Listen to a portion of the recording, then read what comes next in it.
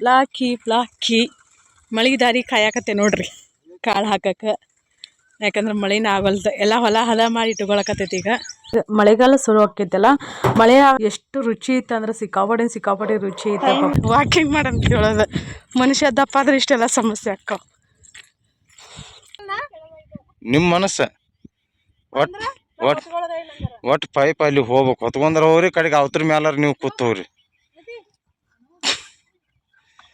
ಇಬ್ರು ಬರುವಾಗ ಏನಾರು ಹಾಕೊಂಬರ್ರಿ ಹೆಗಲ ಮೇಲೆ.